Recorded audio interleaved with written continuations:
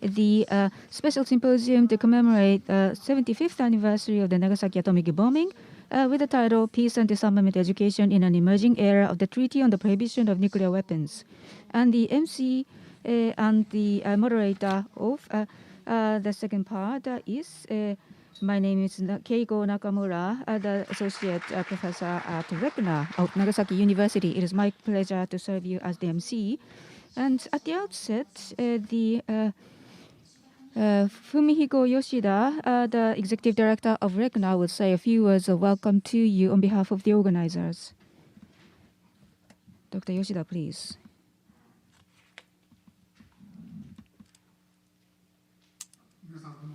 And good evening, everyone. And I am Yoshida, and I'd like to welcome all of you to RECNA and Nagasaki. And we are organizing this symposium to commemorate the 75th anniversary of the Nagasaki atomic bombing. There are two reasons why we have decided to open this symposium. As the subtitle says, the Treaty on the Prohibition of Nuclear Weapons is about to be, established as an international law. It's going to be an binding law from next year. So after all these years, so we are at last moving to an era of such a treaty. So the timing is quite ripe for us to think what should be taught and what should be learned, and therefore, so we hope to provide a forum for everyone to think about these issues. And unfortunately, there is a very harsh reality as the time goes by, and the message of the hibakusha may not be heard firsthand, because we have been so reliant on their stories, and so this style of storytelling may not be available in the future. So taking that into consideration, so we have come to a place and an era where we really have to rethink the way we should move forward. So with that in mind, so we have come to open this symposium, and there are two parts to the symposium. And the first half of the symposium, as the program says, the keynote lecture will be given by Professor Yamagiwa of Kyoto University, and he would like to describe how the human being resort to war and violence. And so I had a chance to listen to the gist of his talk during the briefing meeting just before, so I hope you enjoy his lecture. And the latter half of the program is going to be a panel discussion delving further about the disarmament. And today, so this program has been co-organized by RECNA and the International Christian University, and as well as Hanshin University from Korea. And so there is collaborative studies about the disarmament education. So they're going to give us the gist of their findings from their studies.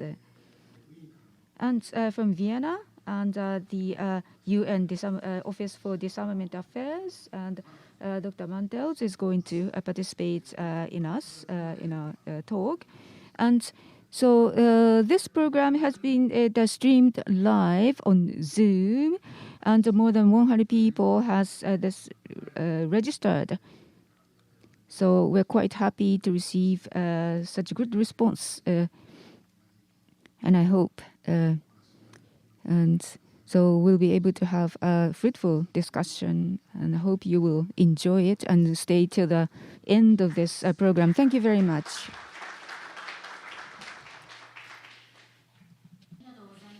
Thank you. So now I'm going to open the first part of the program today.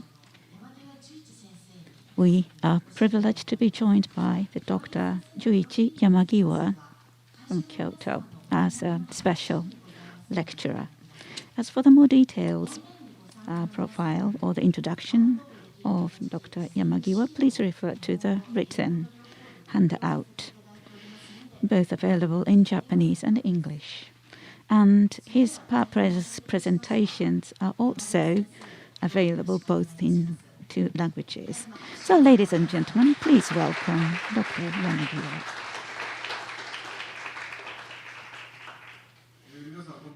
Good evening, everyone. Thank you so very much for inviting me over to this very special symposium. I've been involved in the gorilla studies for the past more than 40 years. If you look at the human world outside, and you see a lot of interesting findings.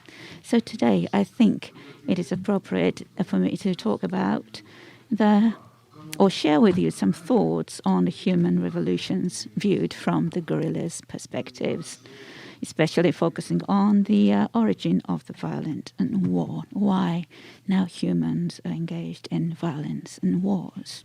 So, about human nature, there are 2 contradicting ideas coming from Europe.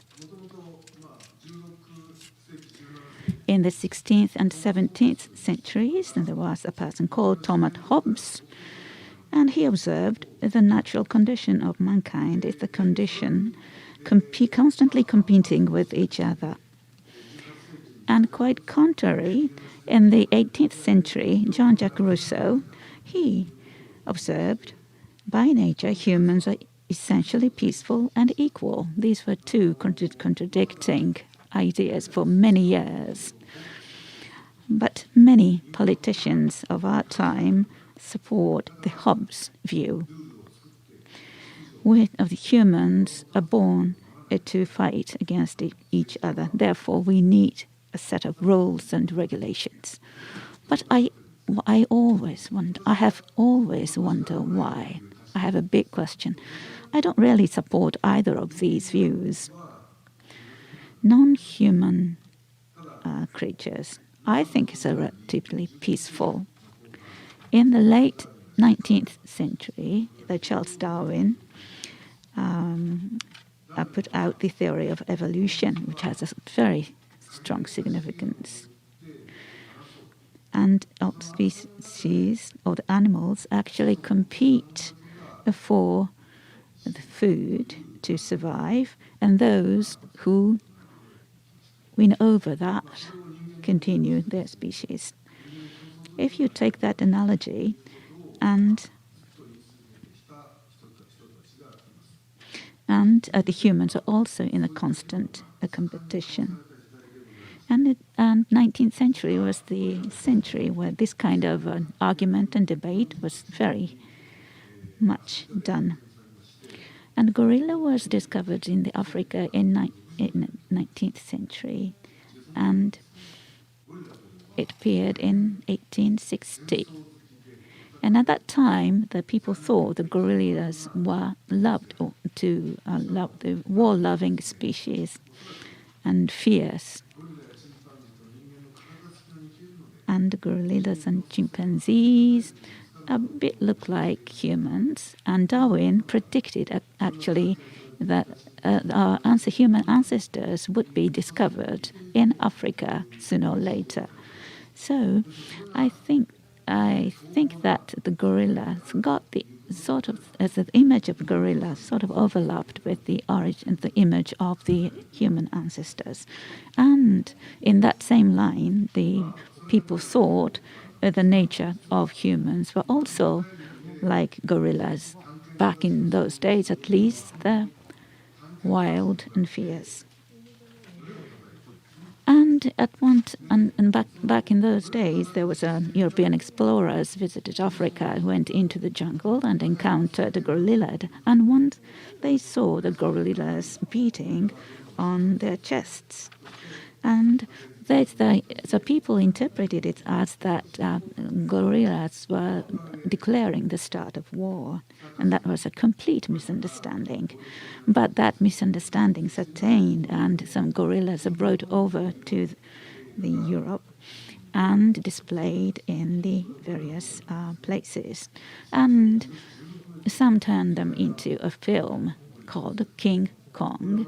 It's a huge gorilla which which had a height over 10 meters. It was really the depiction of the image of gorillas held by the people.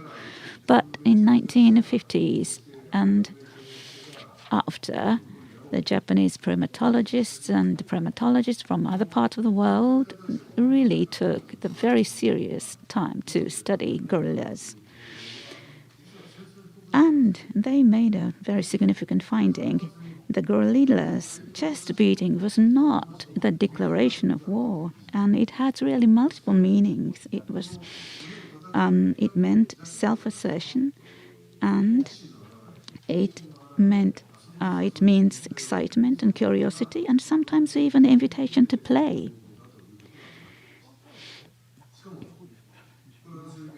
And this is my own opinion. You know that kabuki, or traditional Japanese theatrical art, don't you think that the gorilla looks a bit like the kabuki actor? And kabuki is, again, that traditional Japanese theatrical art which came forward in the 17th century Japan. And all men are theatrical art. And the one you see in this picture on the right is a kabuki actor making a coolest gesture ever. And that was really the way the males proved that they were cool, by making this gesture. So somehow that people and humans and gorillas reached the same conclusion, how to appear cool, especially with the man. You might think I'm just joking, but I'm serious. I introduced the Hobbes' view on humans, and humans were born violent, but the gorillas are not violent. They don't like to be violent. But if the gorillas and humans share the same ancestors, we humans cannot be violent. So what you see on the upper part of the slides is the long-sustained traditional views of the gorillas and humans. And that eventually transformed into what you see on the bottom part of the slide. But we humans do some violent things, and why it's so. And I would like to share with you some words by the Barack Obama, who was awarded Nobel Peace Prize in 2009, and he gave receiving a speech in Oslo, in Norway. War in one form or another appeared with the first man. At the dawn of history,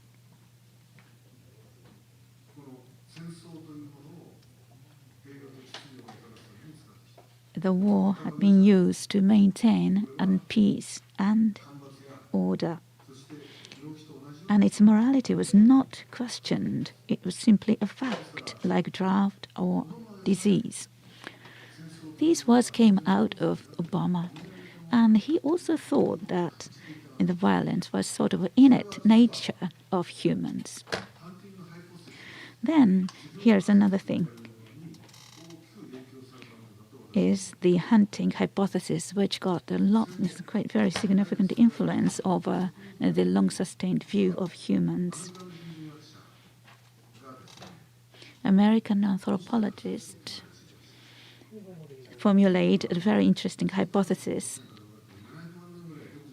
And the humans actually walked in their own way for about 7 million years after branching from chimpanzees. And there comes Raymond Dart, an anthropologist. He found a fossil evidence of humans dating from 2 million years ago. And this came as a proof that the people or the humans back then already having a fight, because they found they didn't really actually found any evidence as weapons, but they used animal bone instead, and the animal bone was used as a weapon. And they came. Have you ever seen this film called 2001 and the Space Odyssey? Yeah, many of you have. And this is the opening scene of the film called Dawn. And Ape Man. And Ape Man was not quite humans yet. It's sort of in between apes and man. And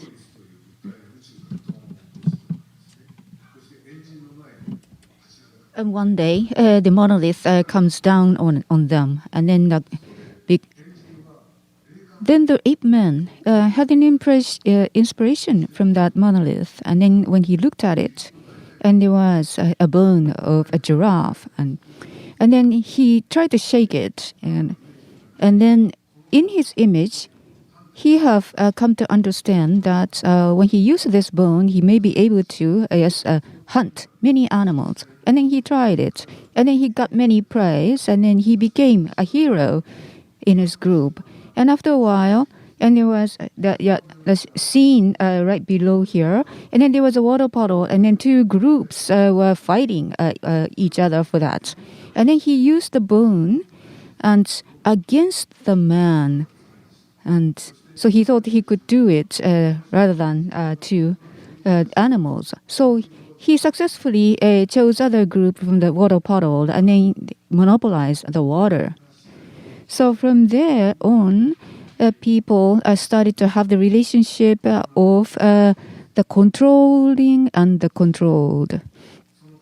And he had the bone of the giraffe, and then it was thrown in the air, and that disguised into the spaceship and floats onto the space. And so that was the theme of the 2001 film Space Odyssey. And then the playwright named it the original sin of humans. So the original tool was converted as a weapons to kill, and that was really the original sin. And this is the time that has to come to be judged. But is it true? And so because of the questions we had, and so the primate the ethologies and started to study, and non-human primates. So live together in a group, and there must be some reasons. And the primates, so primates, the females tend to gather the gregarious because they want to get a food and also get protection from carnivorous animals. And when there is a group of females, and then, so naturally, the male want to join the group. So then the group becomes a big group of male and female mixed group. And when there is a violence in the group, and so the males tend to protect the females that they like. And then there are many groups of animals, like elephants groups is just the female group. And in many animals, the groups start with females. And so in the case of those animals, they became a group in order to do hunting. But primates started to form a group like humans, not for the purpose of hunting, but for the purpose of not fall prey to carnivorous animals. So this is the recent findings, and so there are some fossils that gives evidence to that theory. So humans started to make the tools for hunting, but that started only recently. And so 7 million years when people branched from chimpanzees, and then they stood on 2 feet and started to walk. And after that, they have acquired the characteristics.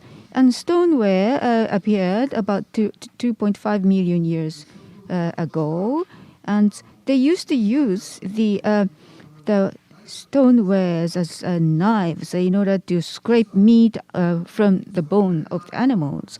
And then the spears for hunting appeared about 500,000 years ago.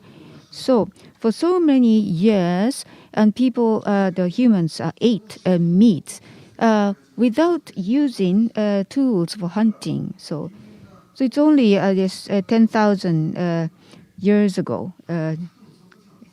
So therefore, the theory that the humans are innately violent is completely wrong. But how come the human being became the violent and started to bring about war?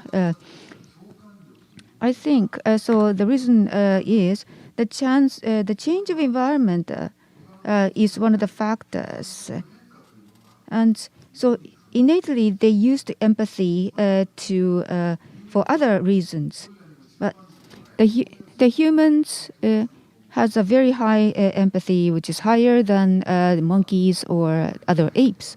Why do people have higher empathy? Why do people have to foster higher empathy?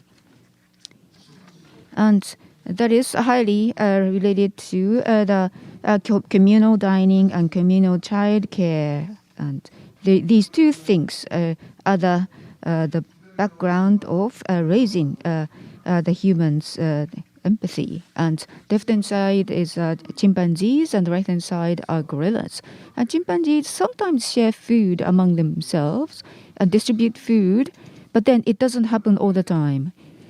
But human beings, every day, so it is a commonplace for us to get together and eat together. But monkeys do not even share food at all. And so it may be quite peculiar from the viewpoint of monkeys. And they seldom rear their youngs together with other individuals. But in the case of humans, father, mother, and relatives, and everybody gets involved in the education of our youngs. So this is quite peculiar from the viewpoint of other primates. But so there's a lot of compassion to that. And macaques do not share food, but the great apes share food. And so, but apes share food unless they are asked by their co-members of the group. But so in the case of people, and so they don't eat all the food they have. They gather food more than they need and then bring it back to their group and share without being asked.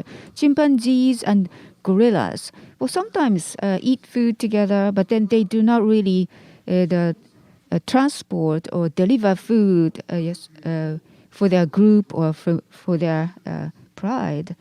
And so humans do it. So this is one of the reasons why the human relations have been made.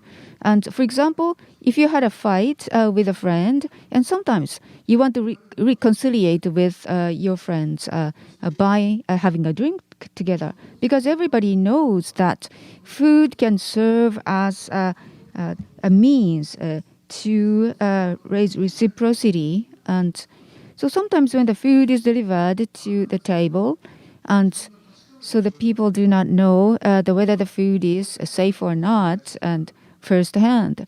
But based on the reliance on the person who has brought the food, and the one will be able to eat the food.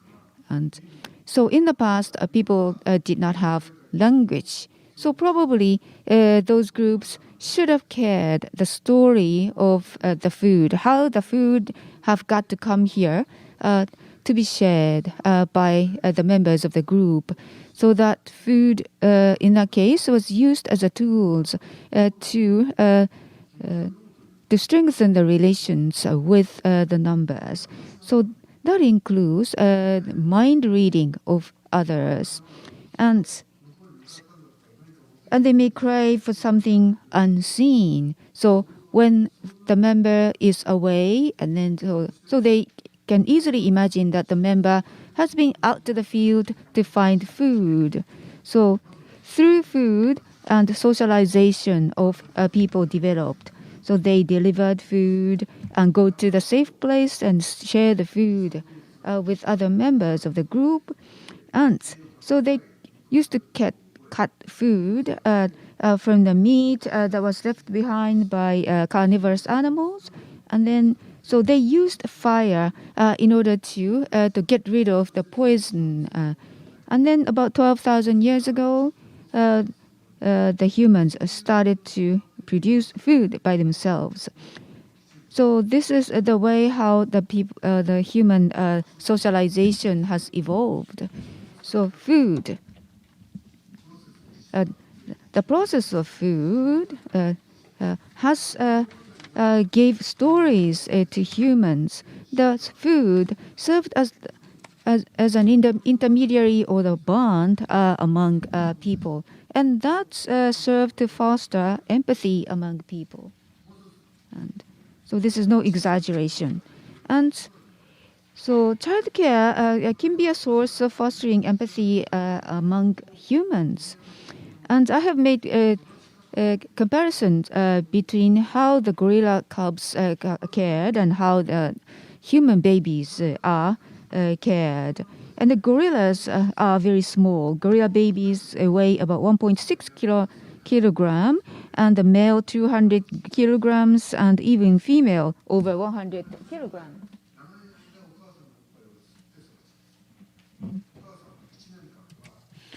And the gorilla's mother never leave the gorillas. That means the mother held and holds the baby in her arms.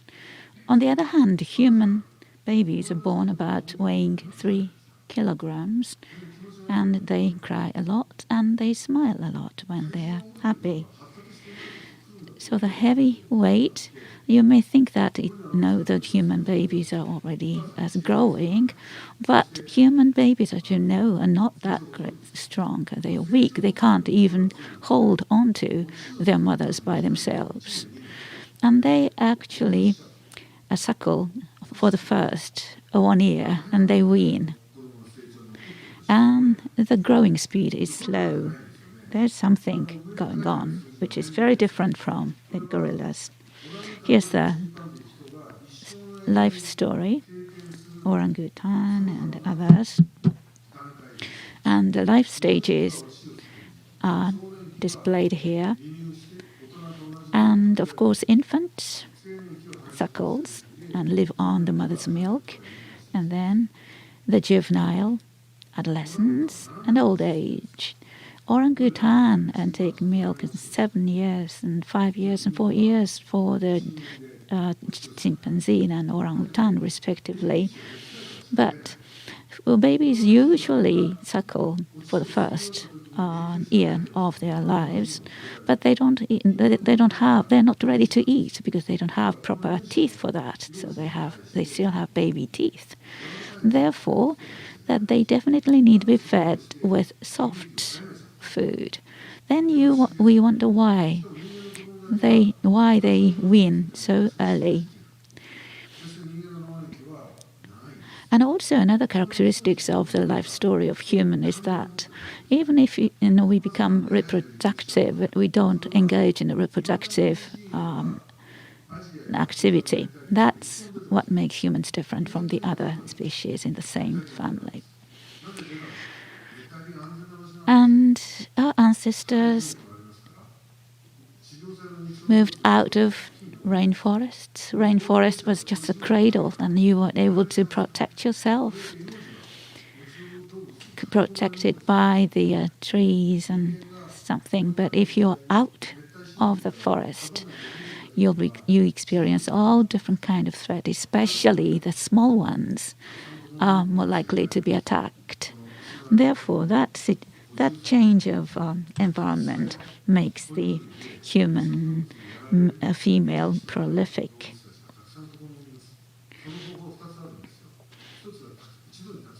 And in order to be prolific, there are two ways. That means you actually produce or you deliver multiplets, or you make your pregnancy interval short.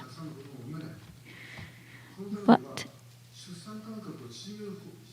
we usually actually birth 1, 2, or 3 babies at a time, so we don't have the other option than to make the pregnancy interval shorter.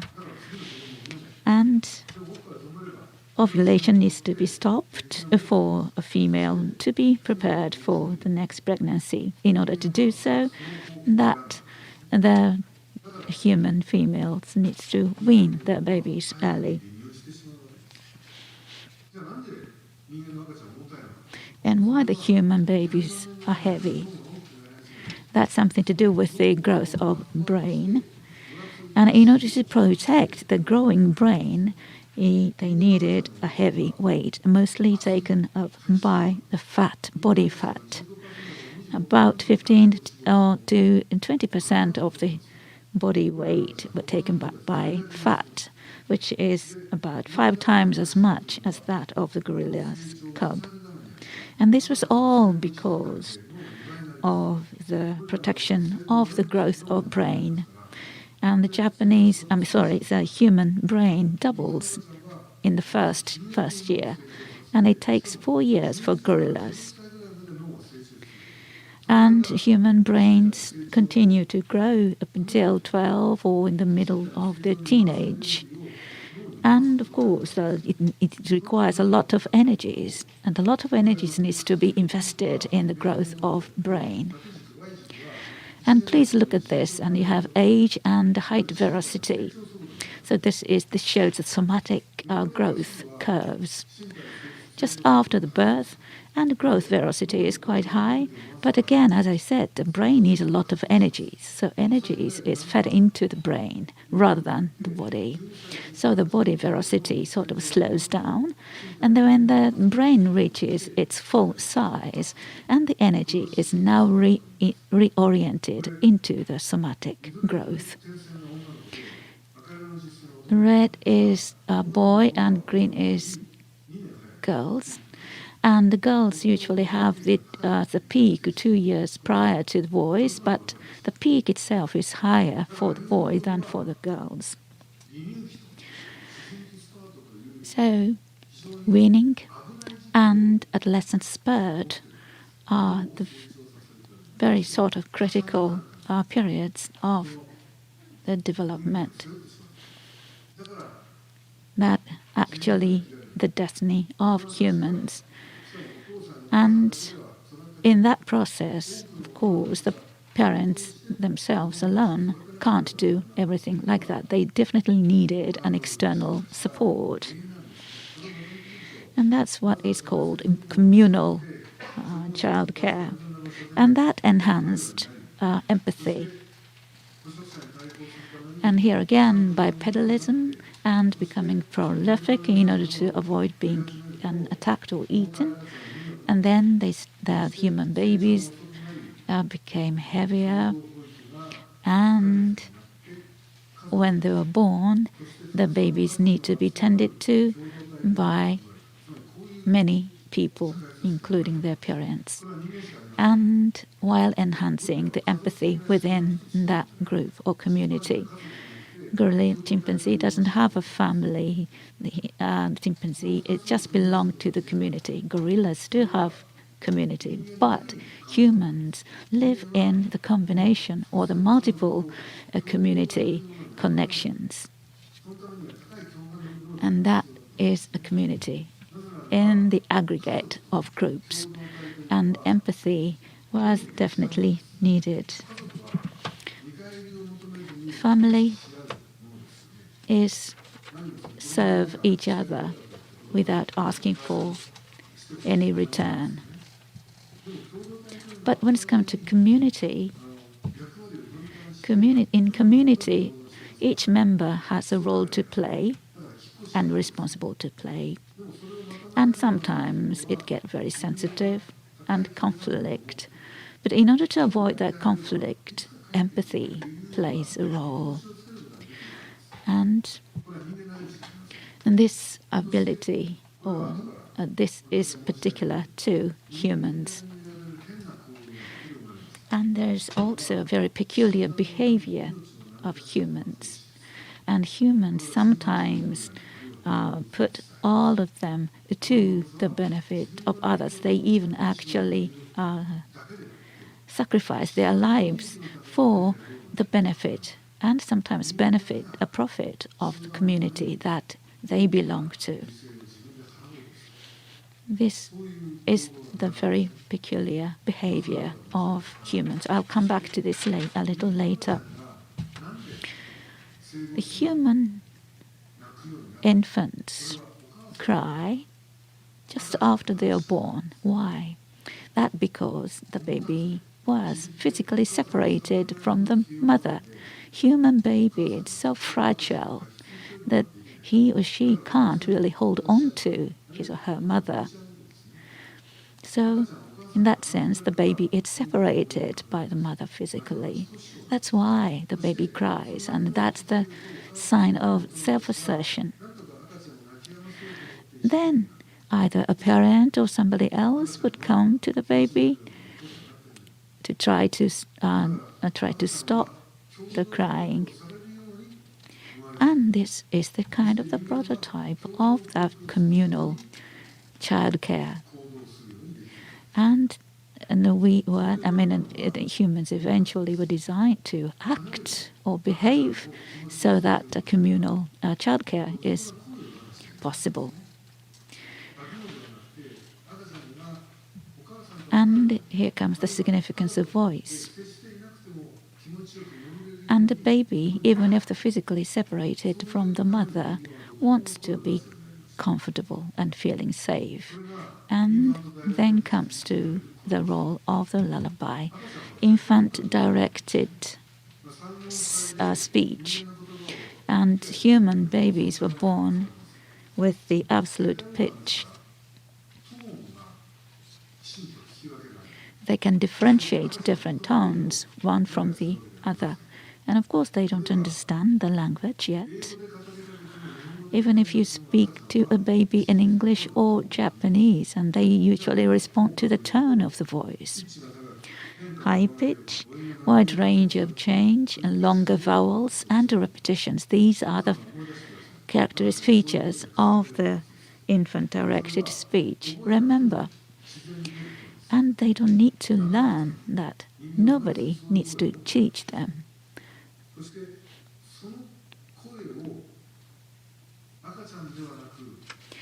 And that same thing can be applied to not only to babies but to adults as well. So that to enhance the sort of sense of unitedness through voices or through singing. And before the language was invented, there were also already ways to unite people through voice or voices. And that led to the enhancement of the social nature of humans. And humans cooperated to share problems and work together to solve problems. So the singing or the songs has a very important part in enhancement. And just recently, and about 70,000 years ago, the language appeared. And the language is free of weight, and you can carry it anywhere. So sometimes when you experience somewhere, can be shared by others. And the language can transcend time and boundaries. And then the compassion that was shared by music, and also the word that gives a meaning, and that gave humans imagination, creation, and other new skills. So this is as a result, and that has led to the huge violent acts by men or humans. human violence, well, in fact, started only recently when farming and livestock farming began. And just recently, the Nature carried an article, and this shows the lineage of different mammals, and the number of deaths from violence of mammals, and that the number of victims, and so until about the Stone Age, the number has not changed. The death toll from violence jumped about 5,000 years ago. So when the city-state or civilization started to be established, and that was when the number of deaths from violence skyrocketed. But the early beginning of that trend was the onset of agriculture. And so how did it occur? And as I said earlier, the humans, so unlike apes, the humans did not stay inside the rainforest. Humans went out to savannas to find a new habitat. Then, so they became vulnerable to the carnivorous animals. So they acquired socialization skills and raised the skill of empathy, and so they formed the community to do things together with other members. But when the population of humans started to increase, and food production also started to increase, and that add value to the land. So in the hunter-gatherer society, and so when the prey or the food depleted, and humans could move to another location. But when humans started to make settlements, then what happens is that, so depending on the type of settlement and the volume of produce is changed. Therefore, the better settlement is always coveted. And when the group finds the good settlement, so it's natural that they want to protect it. And so for protection, and the members of the community had to be united and establish solidarity. And where there is a hostile group, and that really strengthened the solidarity among the members of the community. And sometimes there were some conflicts between different groups for food or the land, and that's in turn led to violence between different groups. And so the factors contributing to the increase of the violence between groups is some the allegiance and the sense of strong sense of belongingness to the community that is fixed to the land. And now humans who are existent there, and the reasons for sticking to the settlement is not enough. For example, and humans started to find reasons such as that the land was handed down to them from their ancestors. And that was the beginning of building up a cemetery to give service to the dead. And also the human group started to sing songs in order to amplify the group orientation. And the community and the land were linked together by their verbal communication. And in the world, and there are many different types of communities, and those communities exist. And then there are even religious groups that give reasons for those communities. However, what we cannot overcome is the capability to have high level of empathy, both for inside the community and outside community. And rather, by having an enemy outside the community, and that was used as a strengthening factor of the bonds between the members of the community. And COVID-19 pandemic, now the world is seeing. However, so at an earlier stage, it was very difficult for countries to join hands together to fight against the COVID-19. And however, there were some adverse directions that was taken by some other countries. And so looking into the future for mankind, the COVID-19, I think, is going to be a good opportunity, because humans need to create a new community, which means the sense of empathy that we have just nurtured for many years should not be used for wrong reasons, like the making enemies. So that has to be used for the increasing friends and the small groups, or the group such as the state. And so instead of making an identity that rejects others, but the humans should be able to establish a new identity that's completely inclusive. And I said earlier about the drumming of the chest of the gorillas. So at first, it was considered as the proclamation of war against people. But so that notion wasn't wrong. But humans, so people do not want to be beaten.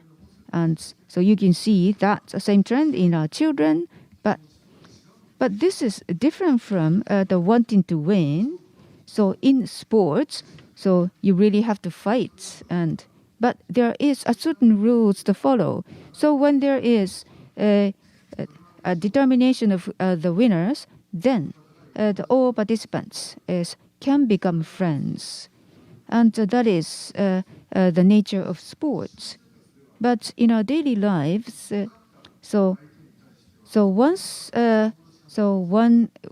you win the competition with another person, and because winning sometimes means that overpowering the other, and sometimes the overpowered may have fear against the winner, and sometimes leave the person. And so not to be beaten is different from trying to win. So drumming of the gorilla does not mean the gorilla wants to win over you. And the gorillas had beaten their chest. So it was a proposition of having an equal footing without determining who is the winner or loser. And I think this kind of relationship making should be sought after between different groups of humans. And Ishida, this is a philosophy which the Kyoto University boasts. And in the past, dualism was often talked about. It is just a choice between A and B. And in the middle, and there's nothing in the middle. And there's just one line dividing two things.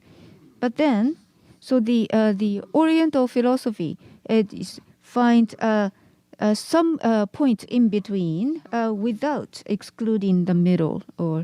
And in Japan, so there is a notion that the river between this world and the other world. And so in Christianity, the other world is above us. But in Japan and in Oriental culture, and there is a river between this world and the other world. And sometimes when you pay some money, you can just go over to the other side. So this kind of difference can be seen in many cases in Japanese lives. And then the Japanese patio is facing outside of the house, and so this is not this patio is not covered. When one sits at a patio, and the person may be able to speak to the passerby on the street. So it is not about where you belong, this side or that side. So traditionally, we did not live in a world which can be explained by dualism, this side or that side. So we really need to rethink such old thought in order to rebuild our society, I think. I have prepared many slides, however, so in order to talk about the future, and so if I may share with you just one point, let me show you. So people are living in the era of uncertainty and uneasiness. And so safe and secure world is sought after by everyone. But just think of it.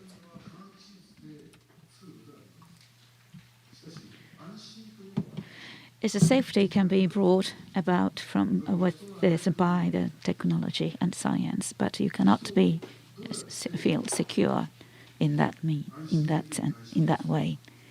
How can we get the sense of security? And when you're eating, if you can't trust people serving that, you can never eat it. You may think that there's some poison in it, and you can never touch it.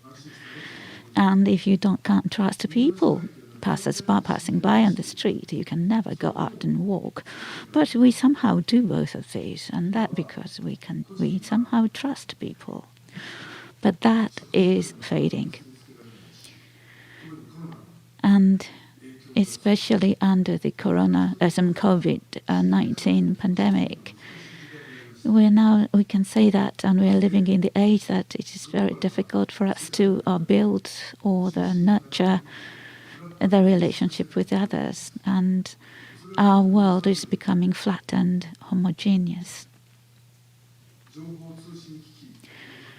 And the development of the ICT, and that gives us an alternative rather than in the physical connections. We are sort of connected by brains rather than bodies, so to speak. From a wider scope, we can say we live in a fiction rather than in a reality, or we appreciate a fiction more than reality. We are here to talk about the peace and how to eliminate nuclear weapons this evening. And nuclear weapons used to be fictional, but it became a reality in Nagasaki and Hiroshima, and we Japanese people are the only people who had the history of experiencing it directly. And now we are living in a world which started out mostly with the fictions like drones and things. And those fictions transforms into various stories. And one story goes that we need those weapons in order to protect ourselves, our peace and security.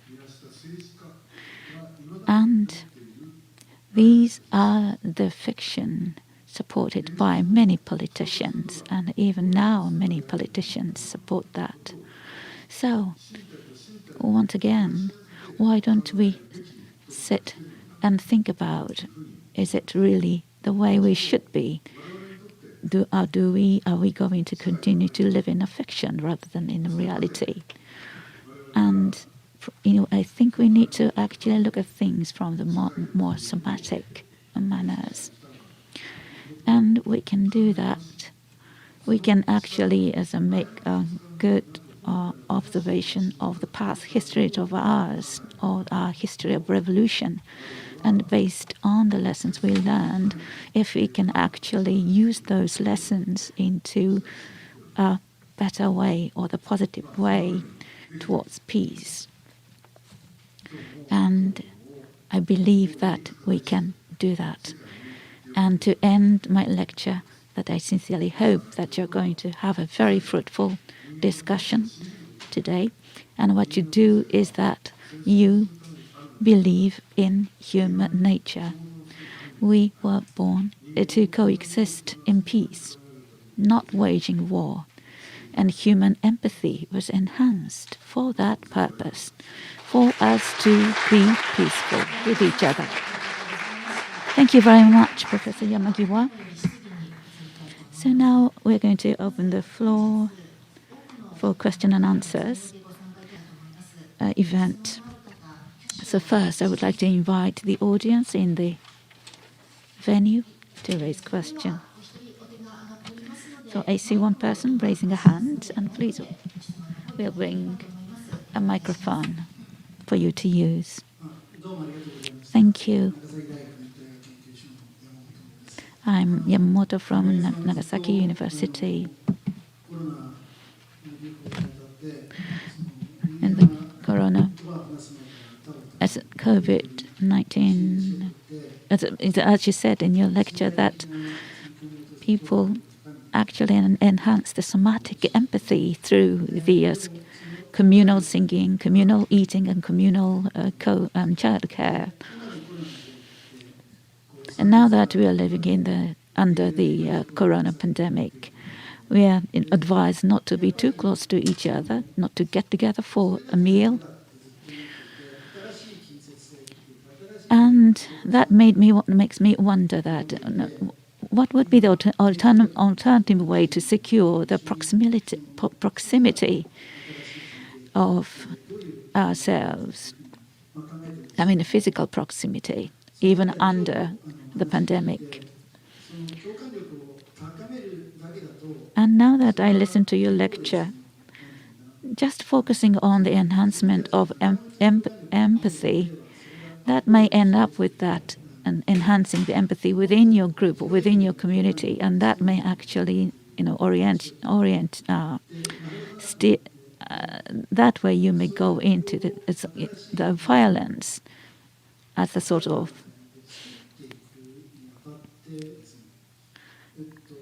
And now we're thinking of what the world will be like after the COVID-19. Will we still living in the information-intensive society? And enhancement should be directed towards the more of a somatic empathy, or empathy of our future empathy. It should be fostered, going beyond that the information society that now we live in. I chose not to talk too much about the future in today's lecture. How to use that ICT devices more wisely is the big question which I've been thinking of. I think we need to continue to use it, but we need to use more of our bodies or the somatic abilities or capabilities together with the ICTs. And especially we learn this lesson from the COVID-19 pandemic. Preparing meals, washing clothes, and caring the elderly people. And these were not regarded as work, and it was unpaid work, but it's really the work, and that is the communal work within the family, for instance.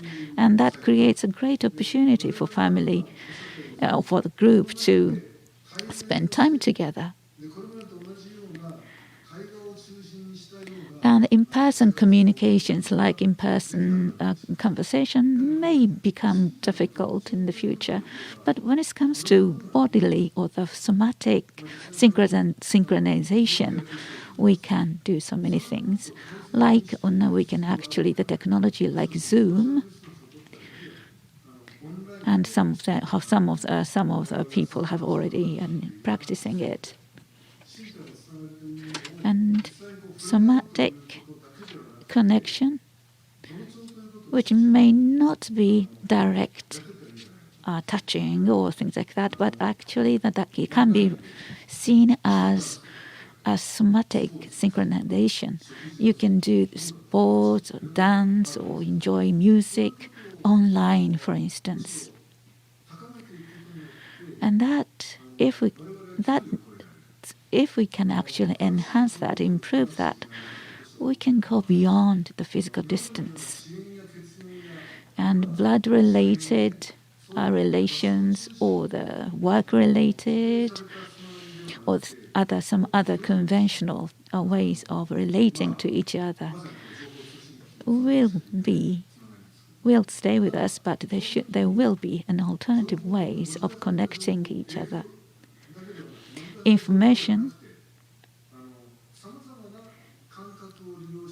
doesn't have to be always come through language, but information comes through the somatic means. And that way we can probably create a new phase of the world.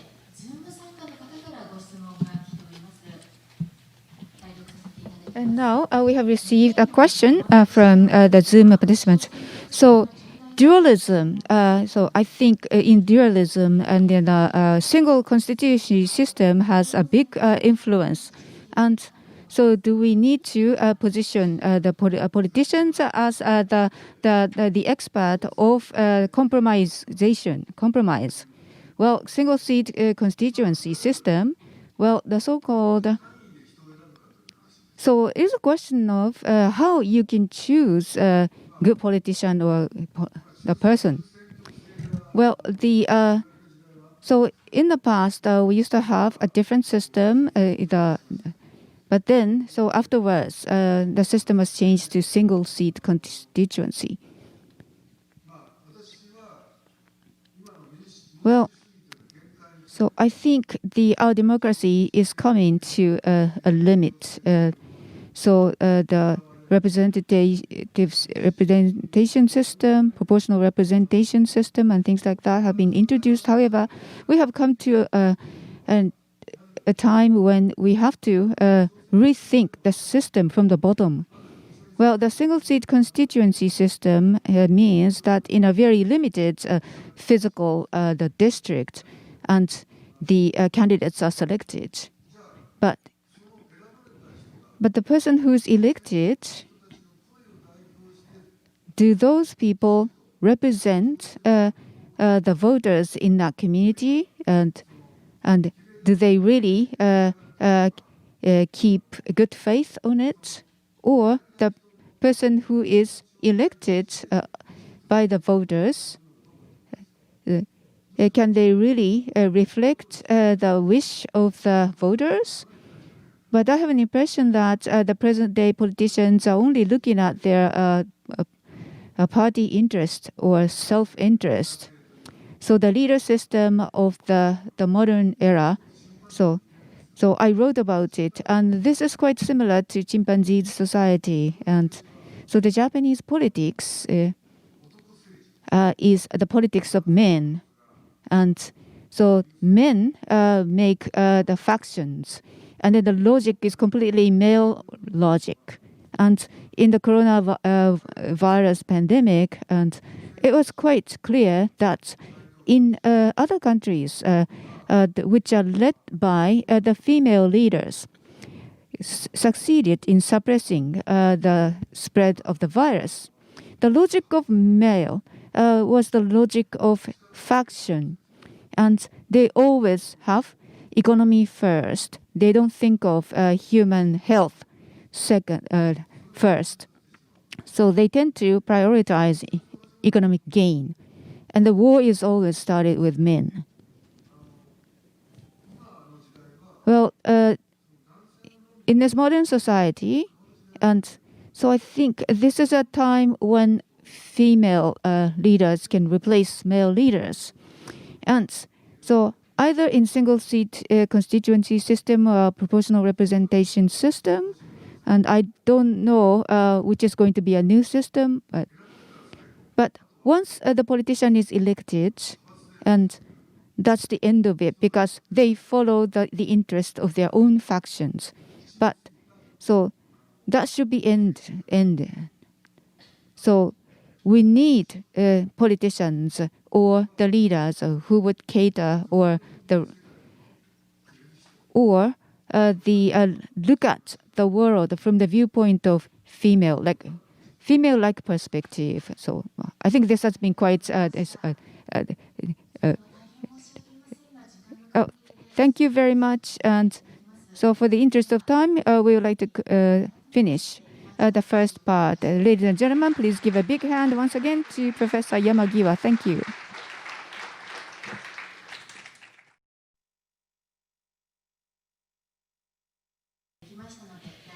Thank you very much. We're going now starting the second part of the program.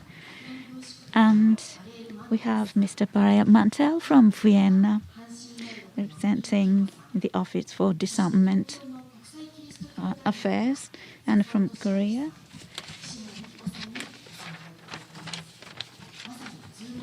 and Dr. Kiho, and also from Tokyo, we have Professor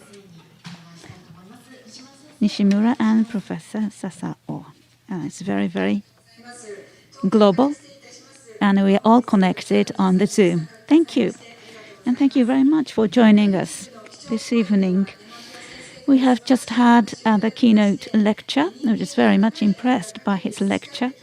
The humans have fostered the ability to empathize over so many years, and using it in a positive way, how we can actually reconstruct the community. And we are going to use this as the base for the discussion in the discussion, how we can actually incorporate that in the further development and improvement of the peace and disarmament education. And we are joined by the prominent persons who are engaged in this field. And each panelist will have about 8 minutes. And after their presentations, we're going to open the floor for the further discussion. First, I would like to ask Professor Toshiaki SASAO for a presentation. And he is going to tell us about the leveraging the Japan-Korea collaboration for peace and disarmament education.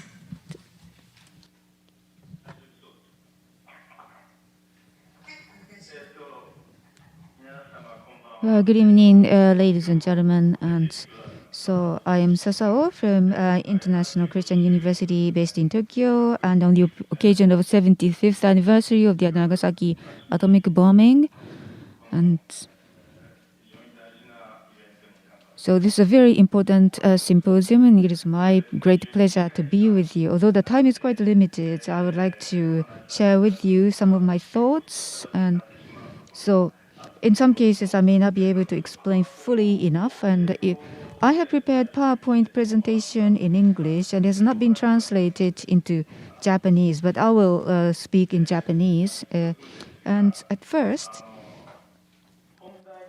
and before going into the main topic, and so I would like to say a few things. And we have just begun the peace and the disarmament education initiative.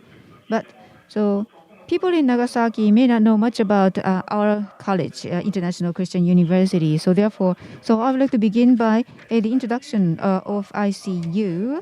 And so after World War II, so it was the first liberal arts college to be established in Japan after the war.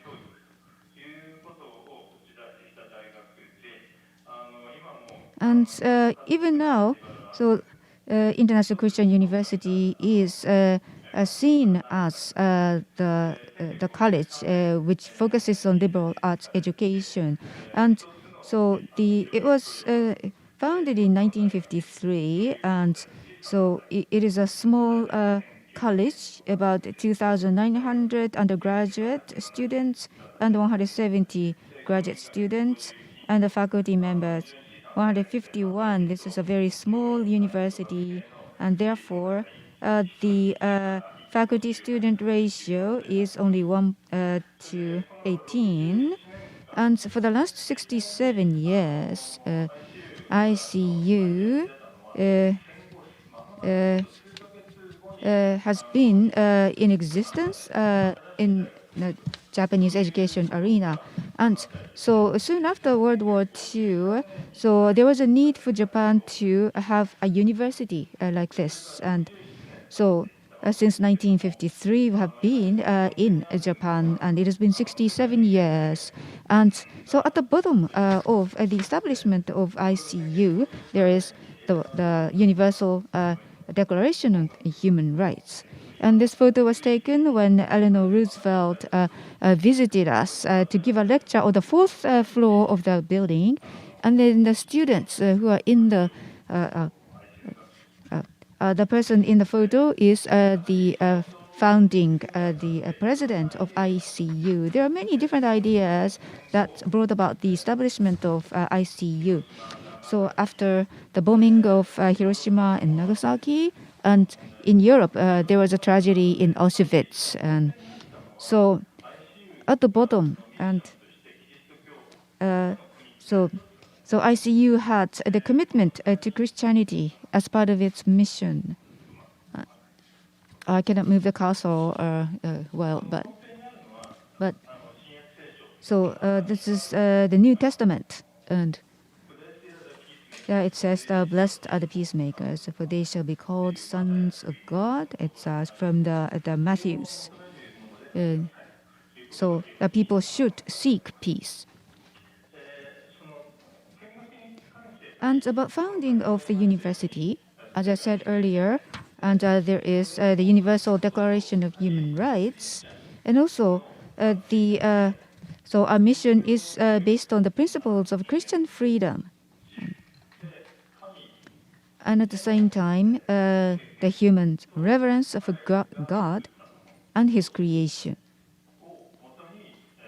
So those are the founding principle of the university, and so it further emphasizes the law or justice and peace, and also the decision making based on those values. And the university aims to turn out the adults who can make decisions based on those values. About 2 years ago, and Professor Yoshida and Professor Nakamura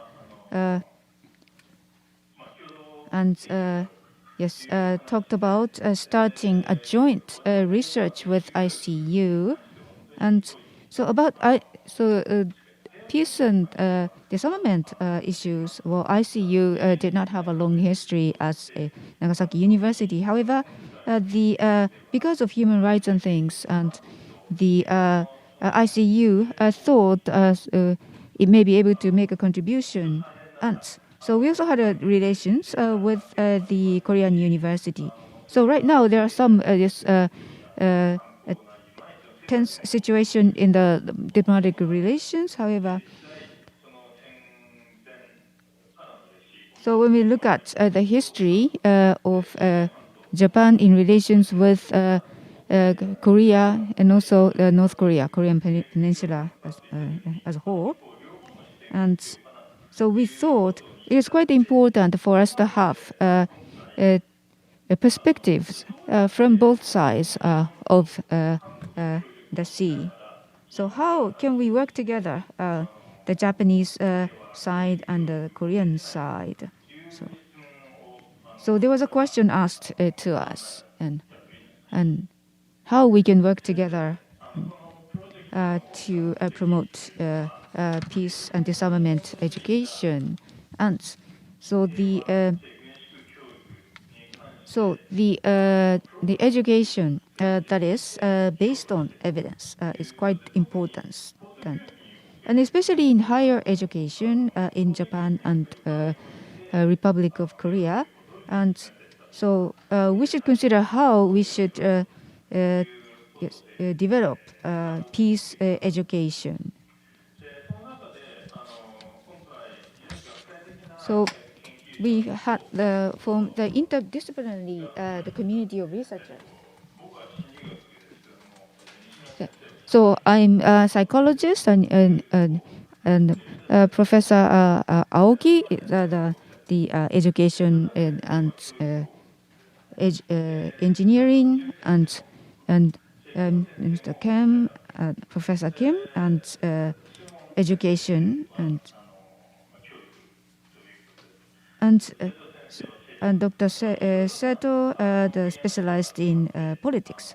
So the researchers in many different fields got together to participate in this collaborative research. And then we established 3 goals, and one of them is what to do. And in the first year, and one of the goal for the first year is to conduct a student survey in Japan and Korea, and also do the syllabus analysis. And so sometimes we used the program interviewed and did a needs assessment. And these are underway now.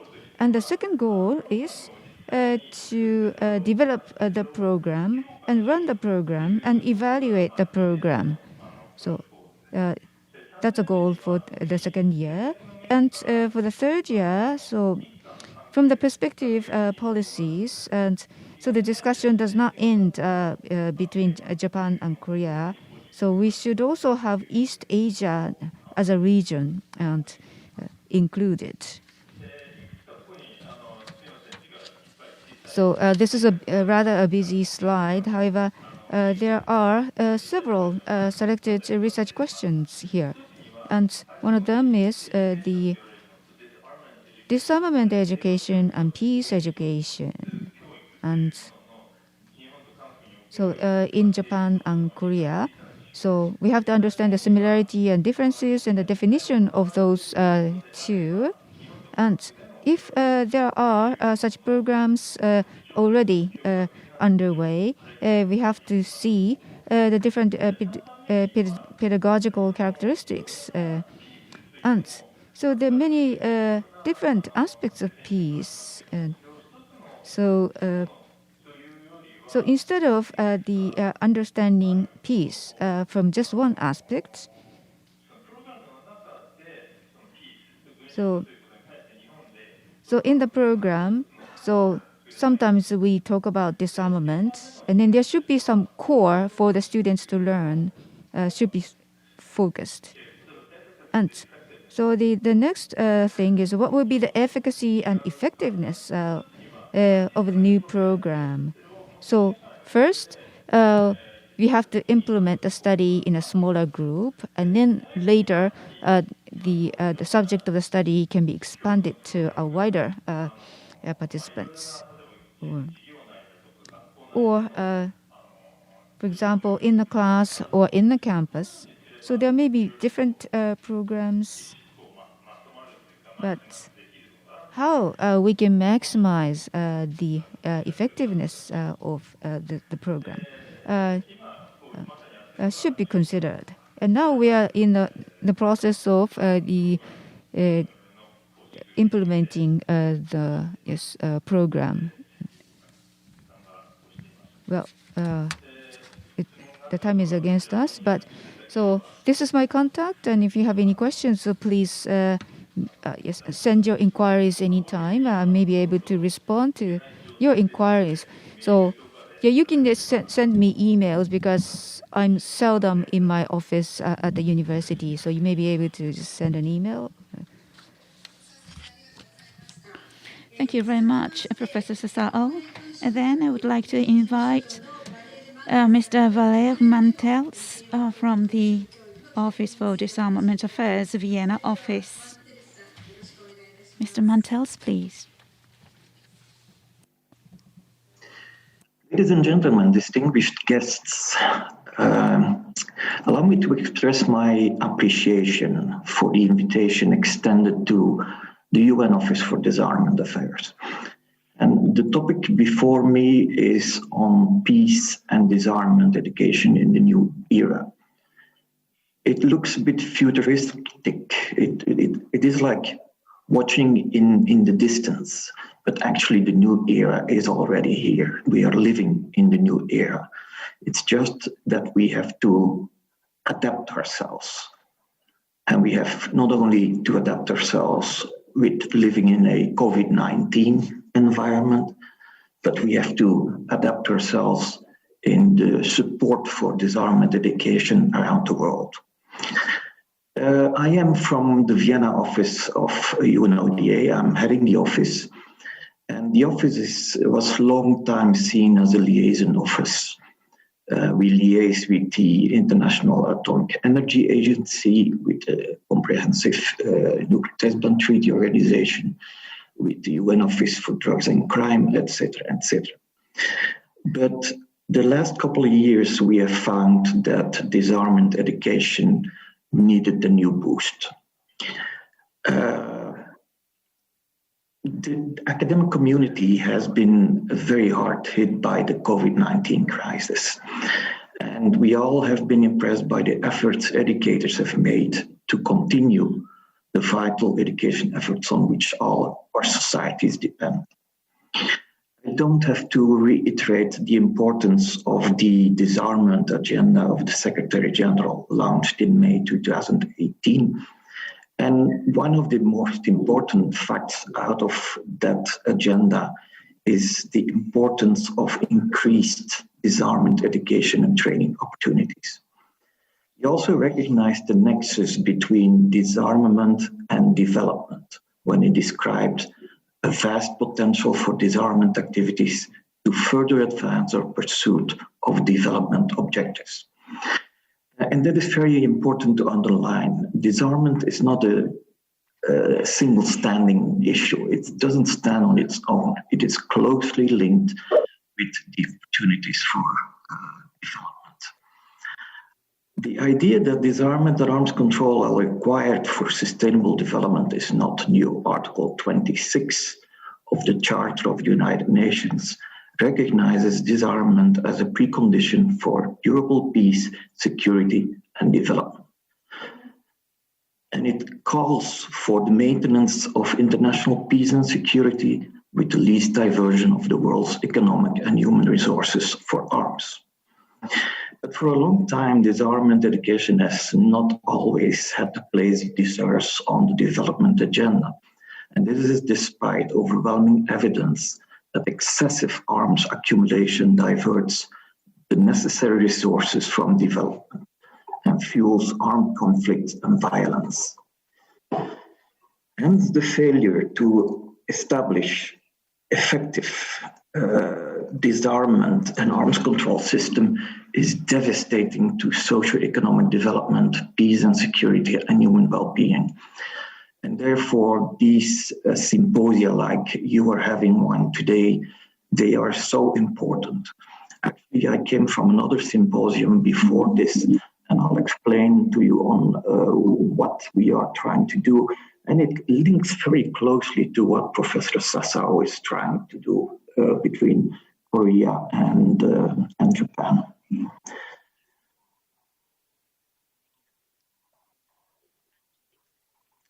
Talking about disarmament, sustainable development goals. I'm not going to mention them all. There are so many development goals. There is one on good health, well-being, which is impacted by disarmament and arms control. There is number 4 on quality education, which promotes a culture of peace and non-violence. And in this context, it is important to see that raising awareness about disarmament issues emphasizes approaches to reducing and eliminating violent conflicts. Only in an environment free of armed conflict can sustainable development take root. There are the targets 5.5, 16.8, but there is also the importance of achieving greater inclusivity. And the first speaker, I believe it was, mentioned that the countries where male leaders were taking control of COVID, they did worse than countries where female leaders took control. It's an interesting point of view. It's an interesting statement. The argument being that male leaders pay more attention to the economic aspects. I don't know. It remains to be seen. Now, in Europe, as you know, we have quite a number of female leaders. And it is true that in the Nordic countries, Finland, Norway, Denmark, Sweden, we had more action against COVID-19 than in the southern countries where we have more male dominance in the leadership.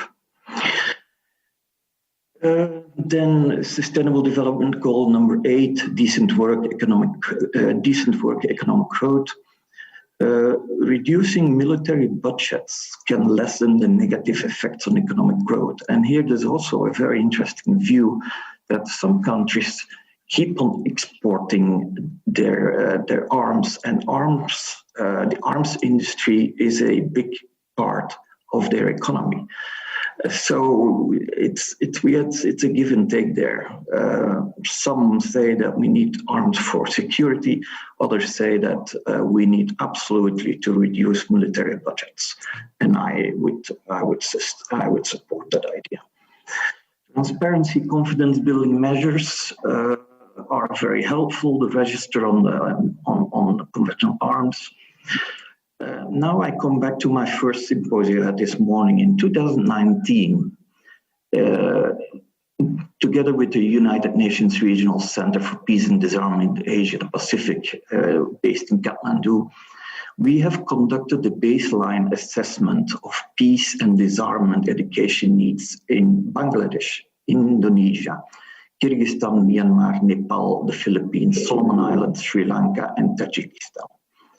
And the objective of the baseline assessment was to determine how best to support member states in order to enhance the effectiveness of disarmament education in the promotion of international peace, security, and sustainable development.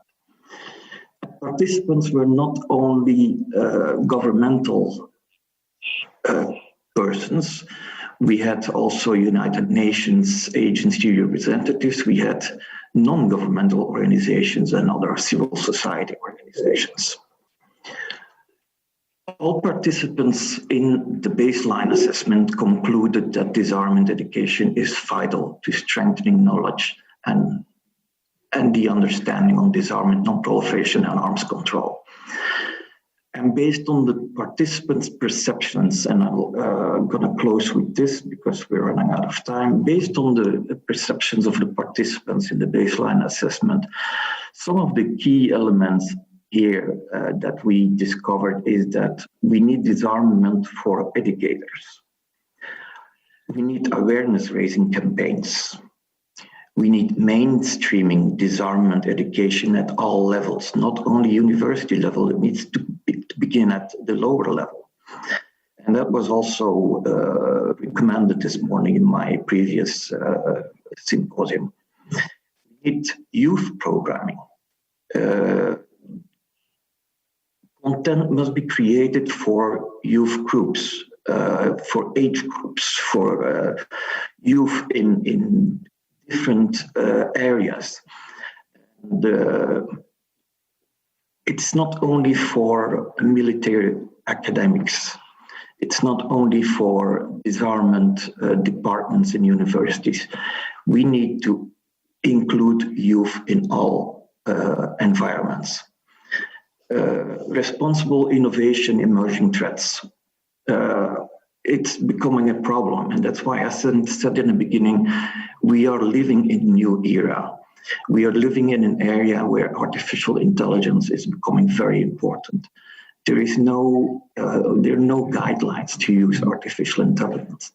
So we need to work on this. We have 3D printing. We have CRISPR programs. We have to look at these things now. It's not for the future. It's happening now. And then the last thing we absolutely need to do is gender programming. The use and impact of weapons is very gendered, and therefore disarmament education is critical for the prevention of violence against women and girls and gender-based violence in general. Investment in disarmament and arms control is a direct investment in long-term peace and security, and therefore in sustainable development. accepting and acknowledging this fact on a broader scale will make the world safer, more prosperous, and better prepared to tackle 21st century challenges. My last 3 words is Disarmament Education Dashboard.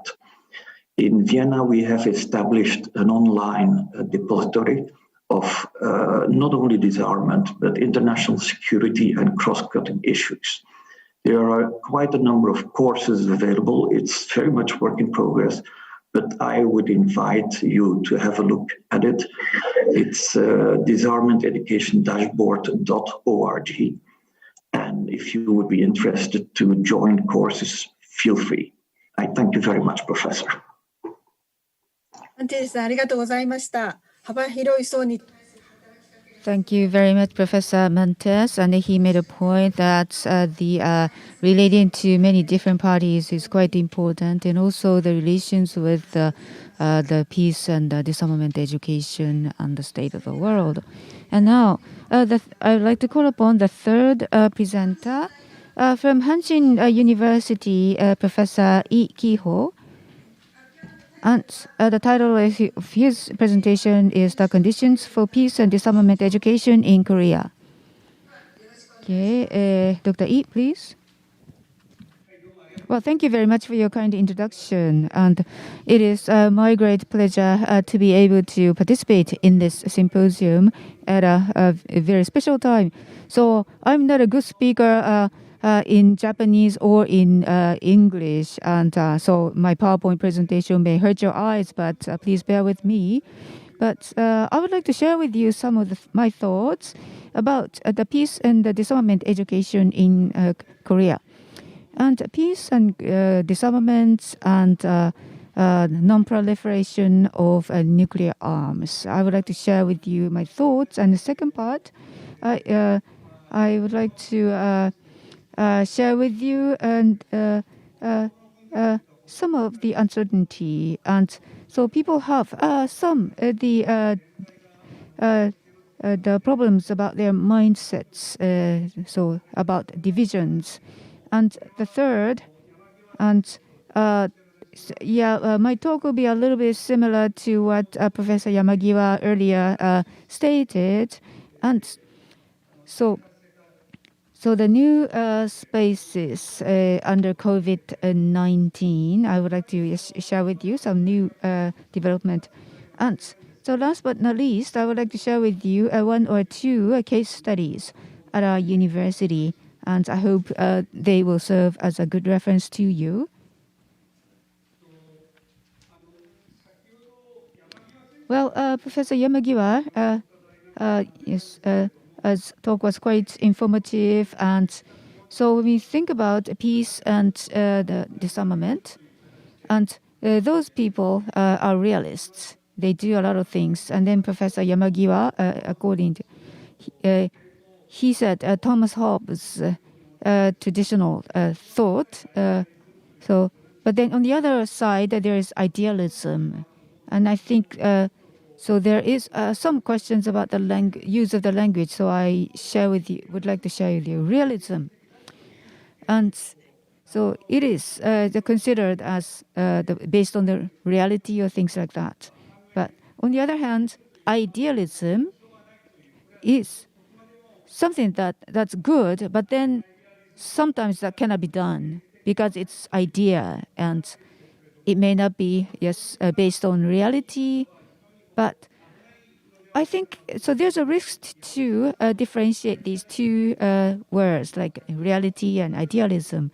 Idealism can be interpreted as moralism as well, and if moralism is added, people may be able to expand the meaning of it and easier to understand. Realism is in maybe militantism, and so the resort to power and violence to carry out the purpose, and brutalism, and so these words can be used to describe realism. But in other participants' presentations, so they show that so many governments that prioritize security, and so in order to enhance security of a state, the state has to make investment in the military affairs. So there is such a theory that. Yes. However, so that kind of is a way of the building up a logic is kind of risky, I think. But I would like to jump to conclusion. And so disarmament education is not about just teaching disarmament. So it should start from education to allow students to become friends with anybody. Now,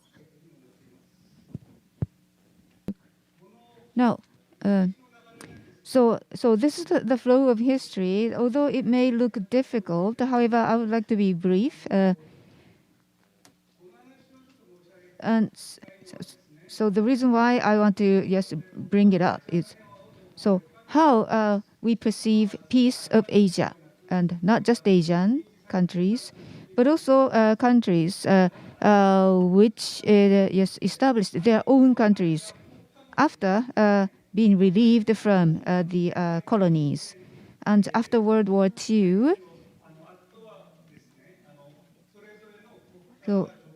So in order for the state to become independent, it was quite important to have the structure of state. But afterwards, and so different states took different forms, and in Asia, so they wanted to build up their own the style, and so in 1955, a Bandung Conference. So brought up that idea. However, because of some difficulties and impediments, this idea did not come to fruition. But what I want to think here is in 1955, the Bandung Conference, and so that was when the imagination or the creativity of the states was at a very high level. They really wanted to build a state. But even before the state was there, there used to be communities, but the communities so earlier they agreed to become or to form a state. So I think this may have some relevance to what Professor Yamagiwa explained earlier. So 1955 is 65 years ago, but then the state's imagination or creativity should be utilized once again, I think. And so this is about the Korean history. So in here, so there are two things I would like to point out. So South Korea, so after the Korean War, the two states were divided. And in 1960 and 1987, and so there were some problems like a 1980 Gwangju problem, and then 1987 the election, and so those are the major democratization movements in South Korea, and so this shows the relations between North and South Koreas, and that includes the relations with the surrounding countries such as Japan, China, United States, and also North Korean issues, and multilateral relations are also at play here. And from the photos, you may be able to imagine what happens at what time period. And I may not go into detail about this, but what we have learned from that history. So when we educate our children or young about the democratization, the disarmament. So democratization should be at the core, but this may not be enough. So you have to engage in teaching about the disarmament and peace based on democratization. And so when we say education, this is not just about systematized education, but all forms of education. And so among the community groups or the member of the nation state, but regional cooperation is quite important, agreeing with each other among different states in the region. So talking about peace and disarmament in just one country may not work. So imagination, so that was at its high peak in 1955. We really think about a common future where all parties can agree upon. So we have to continue to develop, modify, and remember and record. And so this kind of effort is quite important. So after 1955, so all these things have not been done. Well, I may be able to finish my talk here. However, I prepared some more slides here. Division between North and South Korea. But so people's mindsets are divided. From here, you can see in detail, and this place is a gathering of people who have strong connection with the United States, and this is a gathering of people who impeached the former President Park Geun-hye. So there are buses of police surrounding this gathering. So inside South Korea, so there is a division of people, not just in South Korea, Europe, and UK with Brexit from European Union, and also the division of United States, mainly by Trump administration. And so COVID-19, the novel coronavirus, has shown three different spaces very clearly, and so our modern state, nation state, only has the history of 500 years or 700 years. However, the local community has been here for a long time. Cyberspace. Well, the cyberspace has already developed into a space. So people are already living in the cyberspace. So therefore, there are three different spaces, but there is an importance of a local space. State is quite important as well. So in the past, a state wanted to increase its power, but when you look at the local area, so the main states are the local residents, and so the male society is prone to competition and based on hierarchical system. But so going over that, you need to transform into a society where people can help with each other and paying respect to the ecosystem. And this is one of the examples I have. And so I think it is important for people to join, and so they grow together and they enjoy food together. And when the Hanshin University representatives visited Nagasaki, these photos were taken. And so they visited Nagasaki and had a dialogue with the local people. And so we visited the local high school students. And we also visited RECNA and had a symposium. So all kinds of students got together and some are Korean Japanese, and some are the defectors from North Korea, and also among those is with Korean descent. Some are from North Korea, some are from South Korea, but they all got together, and so people discussed it together. And next is about the education, and this is a program called the SENA, and so 13 organizations, including universities and civil society, get together to do educational camps. And so this has already developed into a space or the place where people can work together to create peace. And so yes, this program has been on for about a decade, and we visited Nagasaki University 3 times already.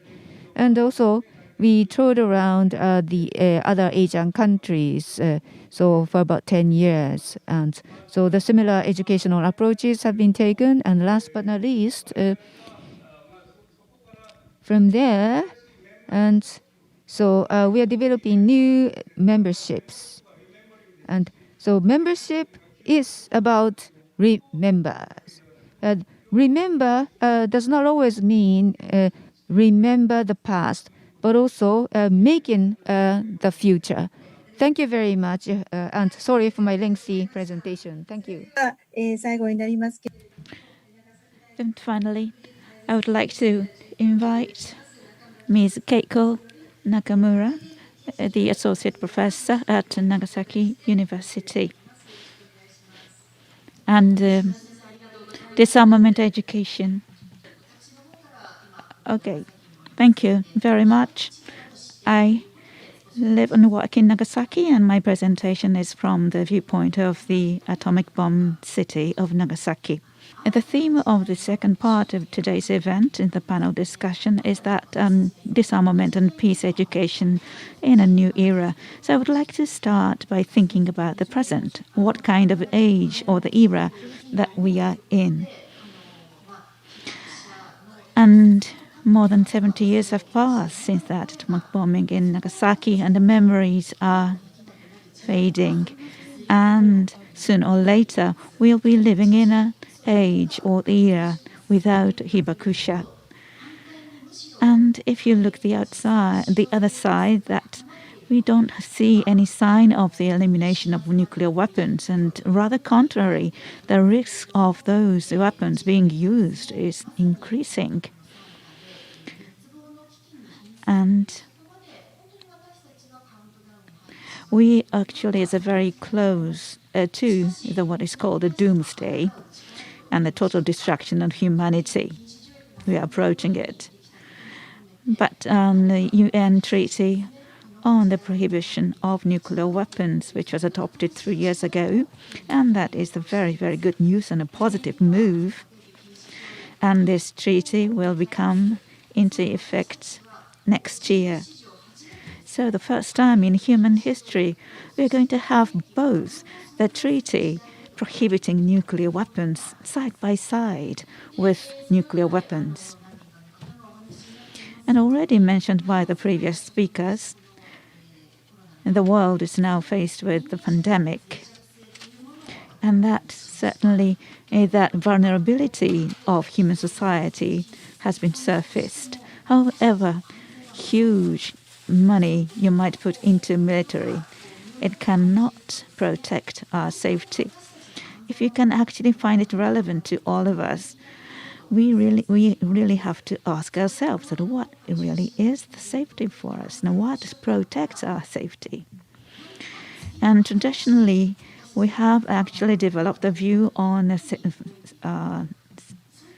security based and centering on the nation, and the view on the security depending on the nuclear deterrence. And these views are drastically shaken. And all these actually gives us, Japanese people, a big question. As being the only atomic bombed country in war, we appeal the inhumane nature of nuclear weapons, and yet we're depending on the nuclear umbrella. And this dilemma which Japan has is manifested. And of course, whatever the background we may have, disarmament education is importance. And all is up to the disarmament education. And that is clearly, explicitly stated in the Treaty on the Prohibition of Nuclear Weapons. And what is required for disarmament education? And we can actually have a good reference from the 2002 UN report on the disarmament education, which is one of the most comprehensive reports on this topic.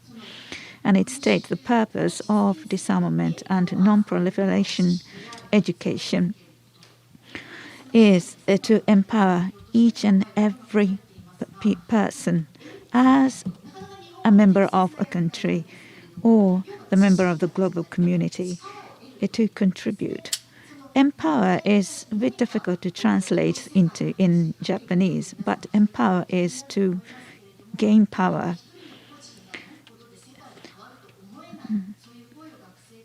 And you may think that power is too big a word, and a small individual like me, for instance, my student says, can never make any difference.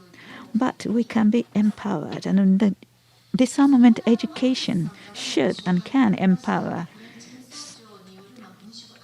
us. As was introduced by this Mr. Mantels earlier, and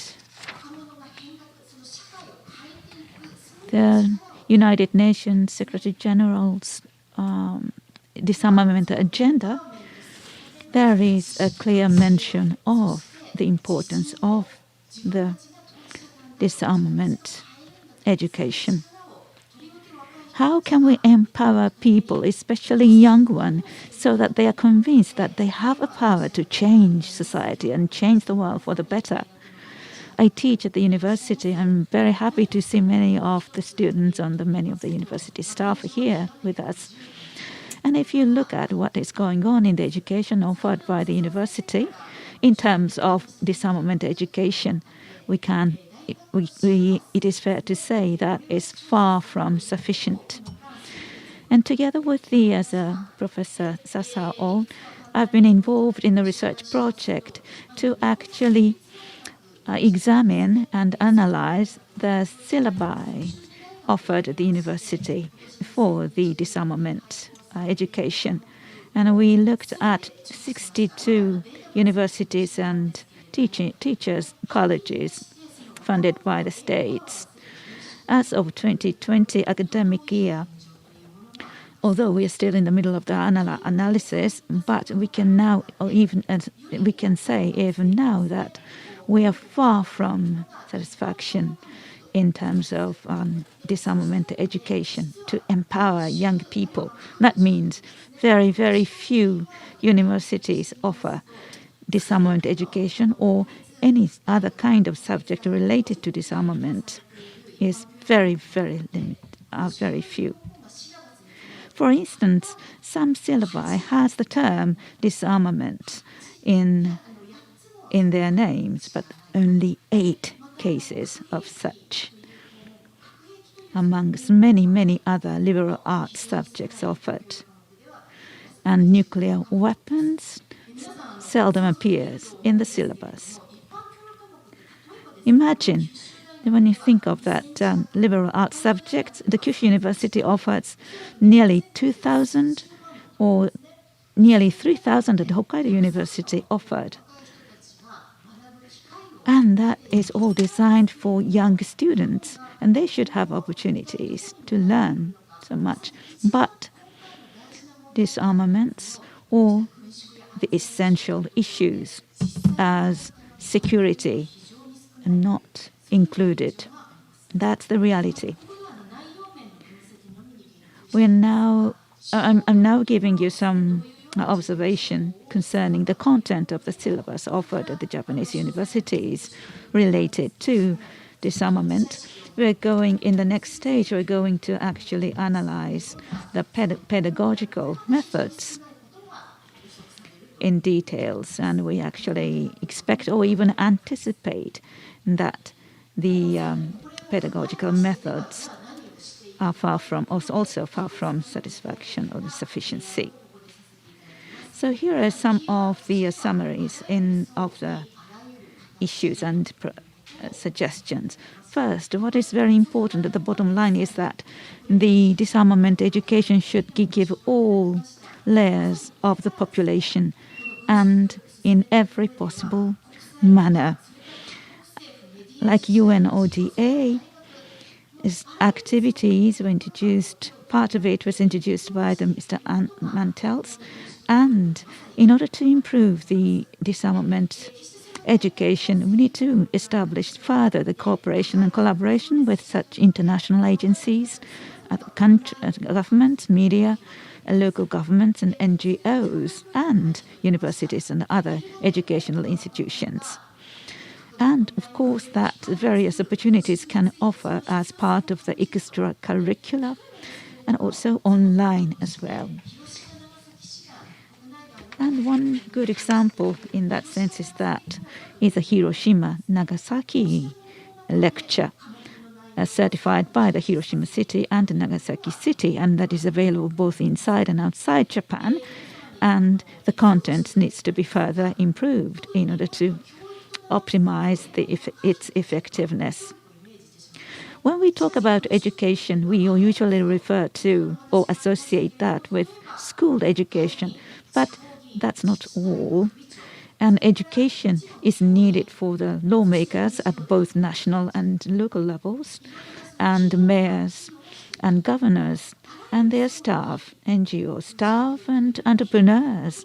And disarmament education should be available to all these people. That important treaty will become in effect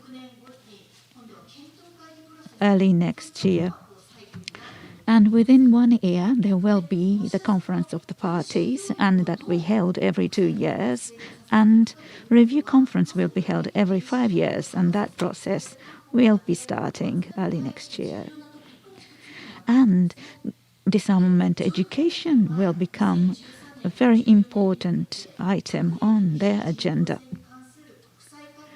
And international conferences on the inhumane nature of nuclear weapons in 2013 and 2014. And that was a great opportunity and fora where the evidence-based knowledge and information was shared in such conferences, and that actually provided or still provides an excellent material to be used for disarmament education.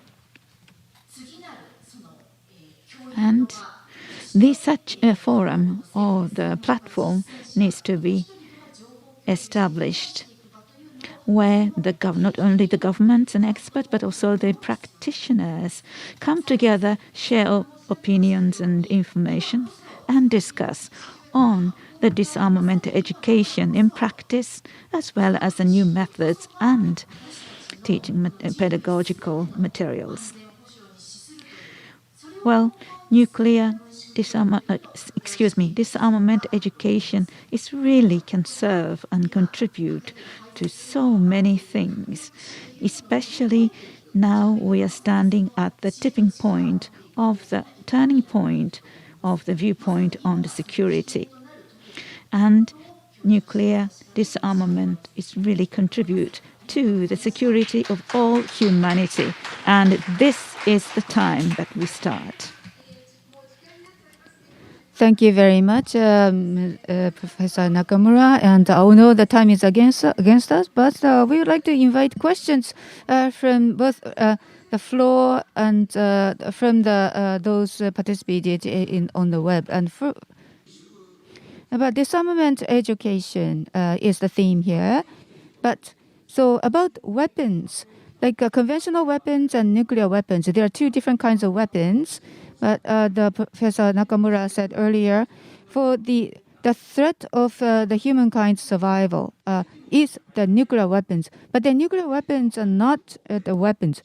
It is a much bigger threat for the entire humankind. It is like evil or devil. And so the nuclear weapons, the word nuclear weapon is something I hate.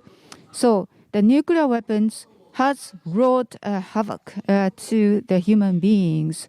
So instead of just dividing the nuclear weapons as just one of the weapons, but nuclear weapons should have its own place, and it should be regarded from a different viewpoint.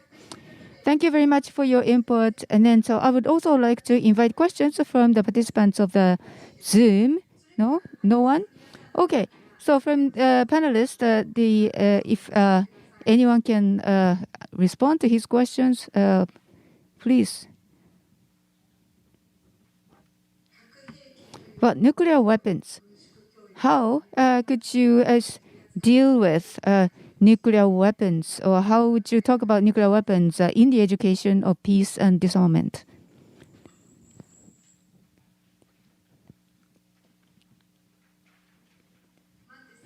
How about the Dr. Mantels? Excuse me.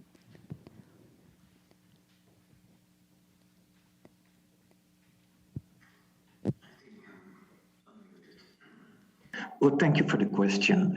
It's, of course, an interesting point of view, Japan being the only country that has ever been usually bombed by nuclear weapons. And it is very understandable that you want to categorize nuclear weapons separately. It's very understandable. But from our point of view, in the United Nations, although we give nuclear weapons a predominant position under the weapons of mass destruction, but if you see what has happened to the world with COVID-19, and COVID-19 is now a virus that came about without any malicious thought.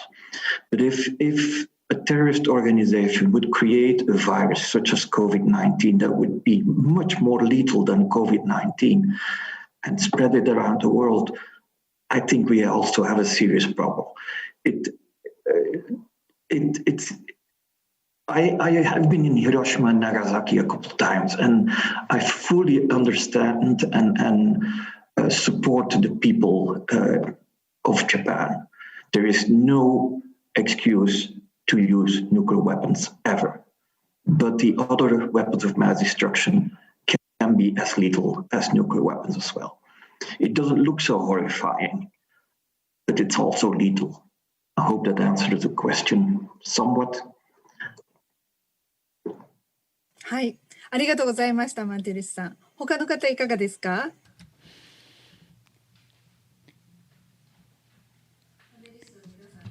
Anyone else would like to respond?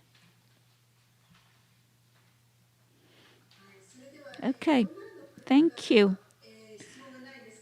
There's no question coming from the participants online.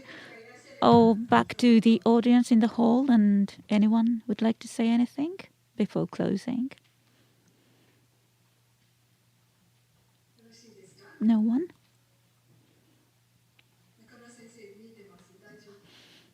Okay. Can anyone? I saw someone was raising a hand at the back of the hall. Yes? Okay, would appreciate a nice and brief question on comments. And here's my question. And now this, we have nuclear weapons, but also AI weapons in development. I think we're still in the dawn of the full development of AI weapons. And we have some time left to come up with the safeguards and some controls on it. We didn't have that time for nuclear weapons in its development. And controls over or restrictions over AI weapons may contribute to the disarmament process of nuclear weapons as an obstacle. I may be too optimistic, but I would like to. Yeah. Yes, dear panelists, any one of you would like to respond?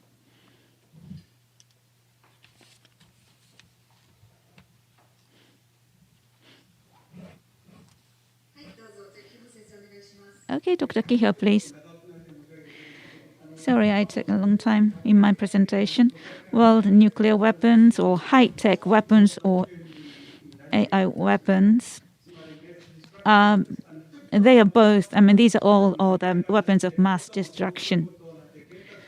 And what is the threat is that it's what I saw with the nuclear weapons. There is a warning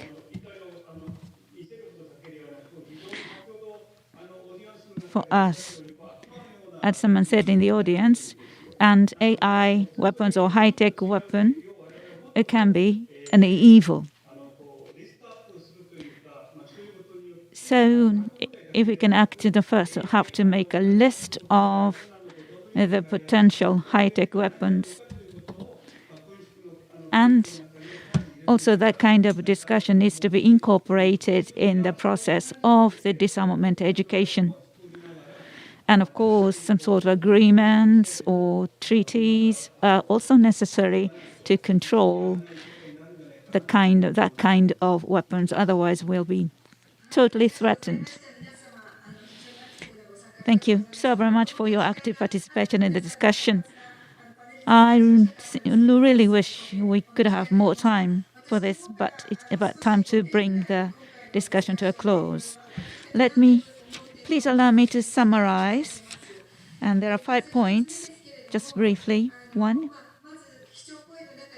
and in the keynote lecture, and empathy and trust, or the rebuilding of the community. And that way, through that process, we can actually find a seed for the better future.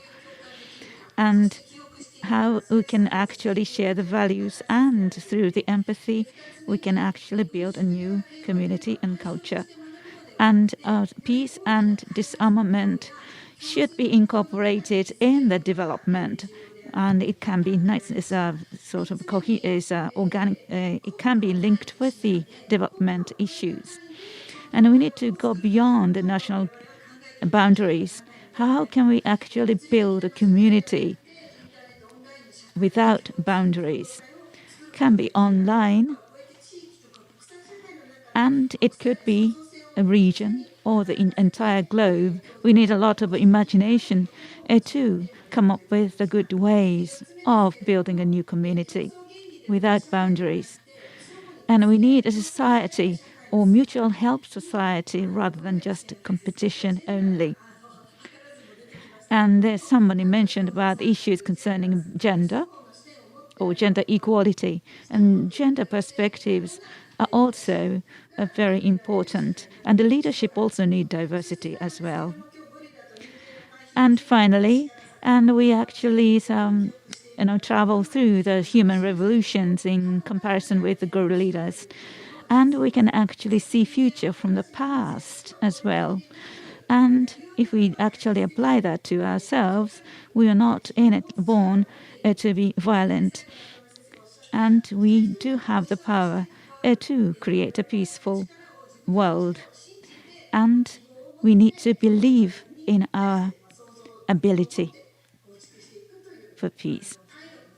And also work together with other people to build a community of peace. Well, thank you very much indeed, and we really appreciate the wonderful panelists, and also Dr. and Professor Yamagiwa, who gave us a very, very inspiring lecture. This concludes the session. Thank you. Professor Nishimura, thank you so very much, and my sincere thanks to all the panelists. And for closing, from the Deputy Director of RECNA, Tatsujiro Suzuki, is going to say a few words. Thank you. My sincere thanks to the keynote lecturer, Dr. Yamagiwa, and also the wonderful panelists. I was inspired and I'm impressed. And I'm a bit overwhelmed with emotions. At the time is running out so quickly. Just one word, one thing I would like to share with you on this occasion. From the start of this program today up to this moment, I really think is the year 2020 is really a turning point or turning year for our history. Of course, COVID-19 is one factor, but look how we conducted a panel discussion. All the panelists were some panelists from Vienna, Korea, and Tokyo, and also the people like you in Nagasaki. And this kind of connection is feasible now. And that is the context in which we work on disarmament education and peace education. And this event is to commemorate the 75th anniversary of the Nagasaki atomic bombing. But we do have another special event for that purpose, is pandemic and disarmament. Let me just give you some hint about what it is. And today, the thing I impressed most at this moment is that we're now at the turning point. Are we from here? Are we going into the further divide, or are we going to the cooperation? As taking example of the gorillas and humans are not innately violent or like conflicts. That's the opposite. And the humans are born to love peace. And that is really the inspiring point for us, RECNA, to proceed with our mission. And thank you so very much for your participation today. And I would like to meet you like this in person and maybe online in the future. This concludes today's program. Thank you very much for being with us for a long time.